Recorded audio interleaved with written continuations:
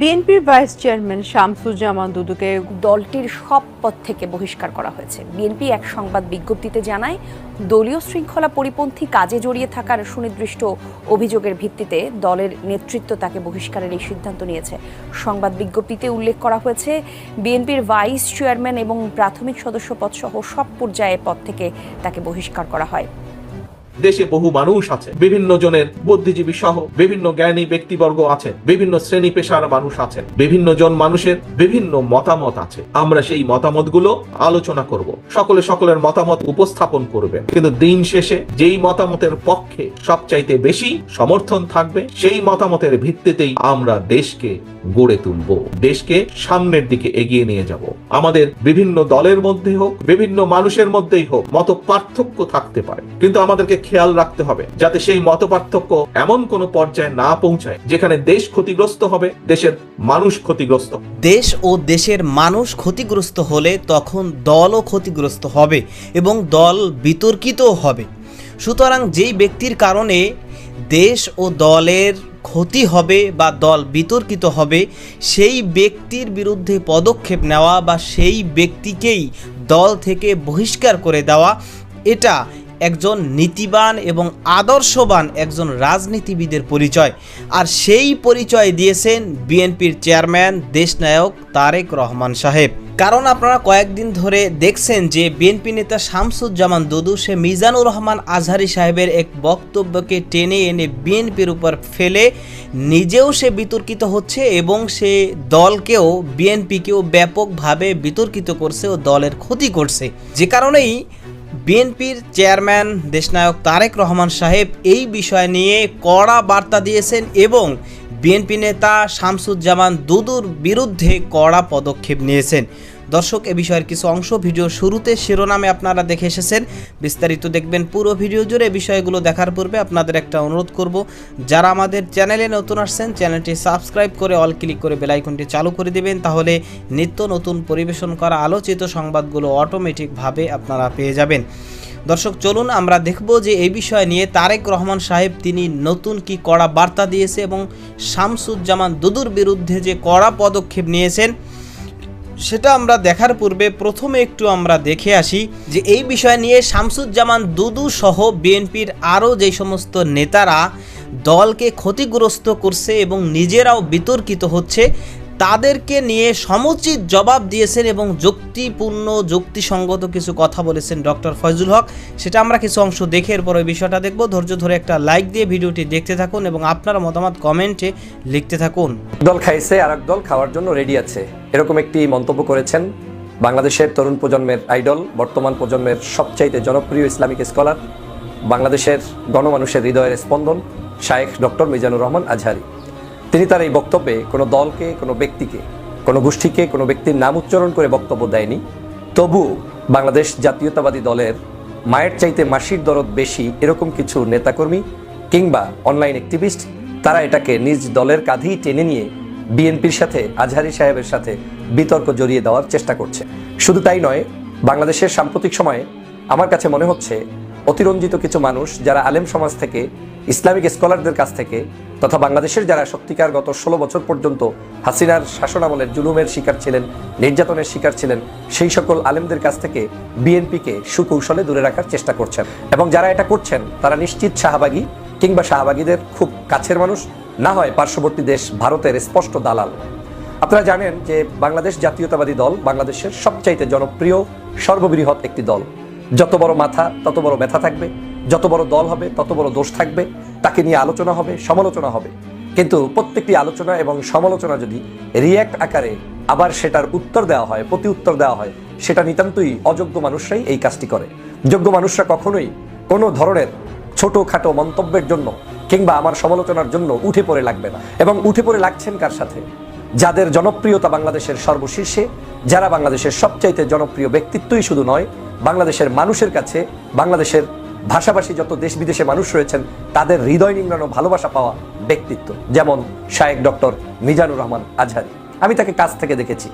আমি বিশ্বাস করি গণতন্ত্রের সুন্দর ধারা হচ্ছে উন্মুক্ত মন্তব্য যে কেউ যে কোনো জায়গায় করতে পারে। তিনি আমার বিরুদ্ধে কথা বলতে পারেন, আরেকজনের বিরুদ্ধে কথা বলতে পারেন। গত 16 বছর পর্যন্ত আওয়ামী লীগকে আমরা দেখেছি এই কথা বলার অধিকারটাকেই কেড়ে নেওয়া হয়েছিল। স্বাধীনভাবে মত প্রকাশ কাউকে করতে দেওয়া হয়নি।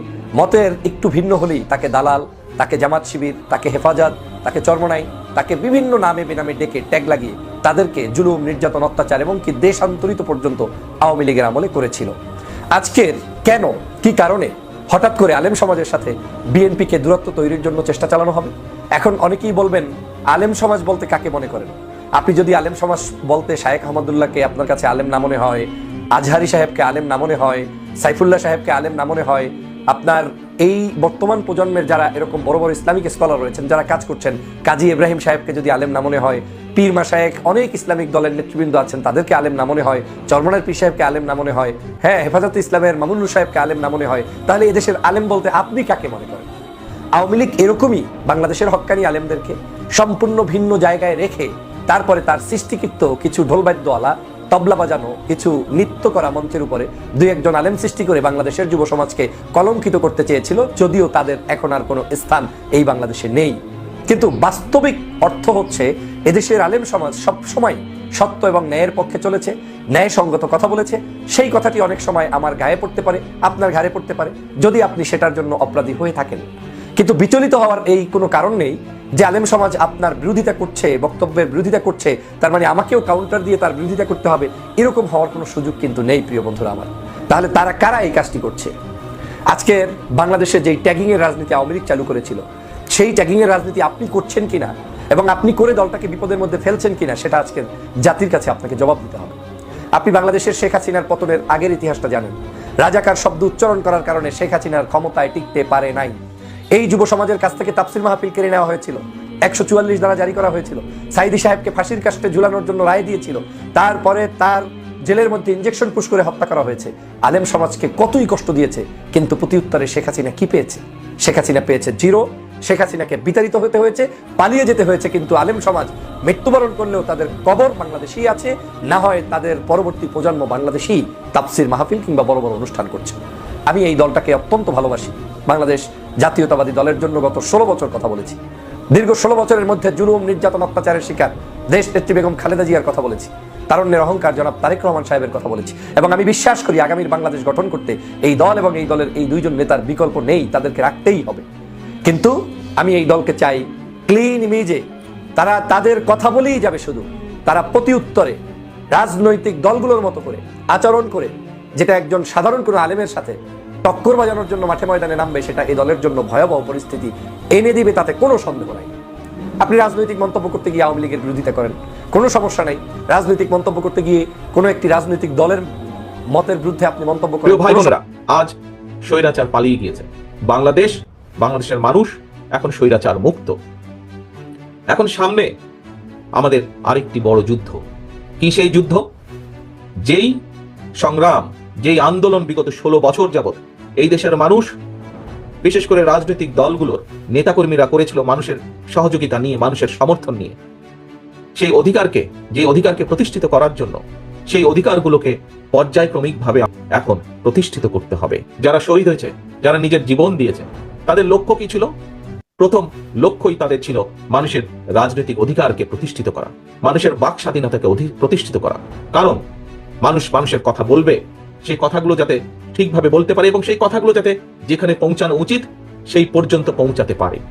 এই ব্যবস্থাটাই গোলাম রব্বানী সহ আরো হাজারো মানুষ যাদেরকে হত্যা করা হয়েছে, গোলাম রব্বানীর পরিবার সহ আরো লক্ষ লক্ষ পরিবার যারা নির্যাতিত হয়েছে, সেই পরিবারগুলো এই ব্যবস্থাটাই নিশ্চিত করতে চেয়েছিল, যাতে আমরা একটা দেশ গড়ে তুলতে পারি, যেই দেশে হয়তো মানুষের অভাব অভিযোগ, কিছু দুঃখ কষ্ট থাকবে, কিন্তু সামগ্রিকভাবে সেই দেশের শিক্ষার্থীরা যাতে সঠিকভাবে শিক্ষা পায়।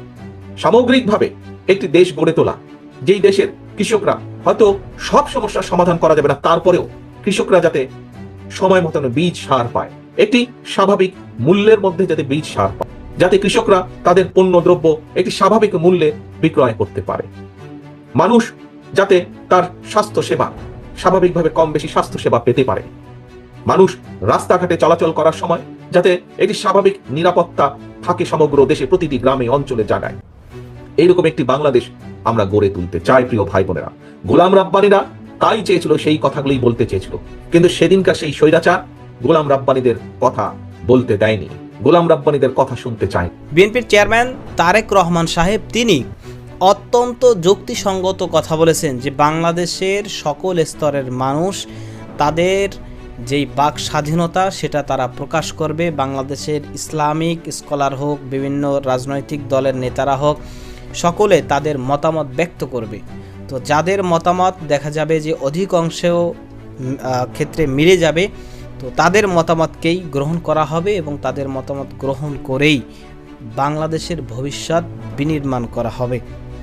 কিন্তু এখন যদি বাংলাদেশের চাঁদাবাজি, দুর্নীতি, অন্যায় বা ভুলের কোনো সমালোচনা কেউ করে মিজানুর রহমান আজারি সাহেবের মতো, আর তখন যদি আমরা তার বিরুদ্ধে লেগে পড়ি, তার বিরুদ্ধেও আমরা লেগে পড়ি যে কেন তিনি এই অন্যায়ের প্রতিবাদ করলেন, তিনি কেন ভুলের ভুল ধরিয়ে দিলেন, তো তাহলে সেটা ঠিক হবে না, সেটা হবে এক অন্যায়।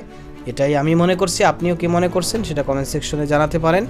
ভালো থাকবেন, সুস্থ থাকবেন। দেখা হবে নতুন কোনো ভিডিওতে, কথা হবে নতুন কোনো বিষয়ে। আজকে পর্যন্তই। আসসালামু আলাইকুম ওয়া রাহমাতুল্লাহ।